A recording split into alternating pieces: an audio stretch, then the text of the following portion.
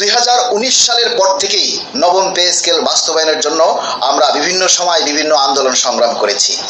কখনো রাজপথে, কখনো সভাকক্ষে, কখনো সংবাদ সম্মেলন, কখনো মানববন্ধন, কখনো মহাসমাবেশ, কখনো যমুনা অভিমুখে পদযাত্রা, কখনো বিভিন্ন মিছিলের মাধ্যমে আমরা আমাদের দাবির কথাগুলি তুলে ধরেছিলাম। আপনারা লাখো লাখো কর্মচারী কেন্দ্রীয় শহীদ মিনারে উপস্থিত হয়েছিলেন কাদের ডাকে, কোন সংগঠনের ডাকে? কমেন্ট করে জানাবেন। মিথ্যে বলার দরকার নাই। আপনারা ঢাকার বাহির থেকে, বিভিন্ন জেলা থেকে কাদের ডাকে আপনারা এসেছিলেন? আর সেই তীব্র আন্দোলনের মুখে নবম পে কমিশন গঠন করতে বাধ্য হয়েছিল অন্তর্বর্তীকালীন সরকার। শুনুন সাবেক অর্থ উপদেষ্টা মহোদয়ের নিজের মুখে। আপনারা আন্দোলন দেখছেন 600-700 ডেইলি। আমি তো একবার 8-9 ঘন্টা বসেছিলাম, আবার অন্য অতএব সবাই কিন্তু বিশেষ সরকারি কর্মচারীর বেতন বাড়ে না।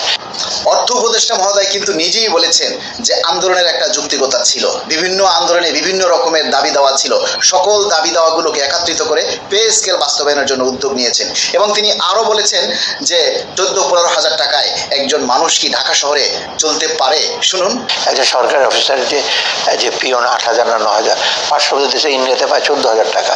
অতএব ওদেরকে বাড়াবার জন্য যেটা হতো, আমার কাছে আসতো অ্যাড হক, এই ঝুঁকি ভাতা দাও, তারপর ইন্টার্ন ডাক্তাররা বলে আমাদের এসে বাড়ালাম।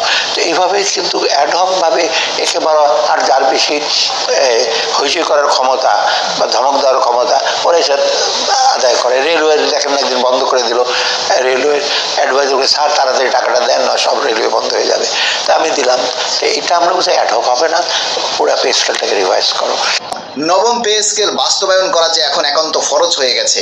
একেবারে যদি নাও পারা যায় তবুও আংশিকভাবে পে স্কেল বাস্তবায়ন করার জন্য তিনি পরামর্শ দিয়েছেন। তবে আমরা আংশিক নয়, আমরা মূল বেতনটা অন্তত একবারে চাই।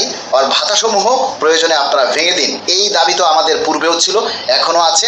আমরা চাই মূল বেতনটা একবারে বাস্তবায়ন করে দ্রুত প্রজ্ঞাপন জারি করুন। শুনুন বাকিটা।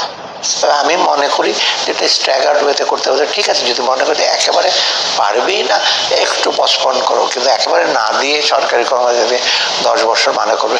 কারণ আপনি দেখেন এটার সাথে প্রাইভেট সেক্টর বলে ওরা কম পায়, প্রাইভেট সেক্টরের বেতন কিন্তু খুব কম। আমরা দ্রুত সময়ের মধ্যে পে স্কেল বাস্তবায়ন করে গেজেট প্রকাশের দাবি জানাই। মাননীয় প্রধানমন্ত্রীর কাছে আমরা দৃঢ়ভাবে আবেদন করছি, মাননীয় প্রধানমন্ত্রী অতি অল্প সময়ের মধ্যে, সময় ক্ষেপণ না করে আপনারা দ্রুত সময়ের মধ্যে গেজেট প্রকাশ করে কর্মচারীদের স্বস্তি ফিরিয়ে দিন। কারণ বাজার ব্যবস্থা সম্পূর্ণভাবে আনকন্ট্রোলভাবে চলতেছে, প্রতিটা পণ্যের দাম বৃদ্ধি পাচ্ছে।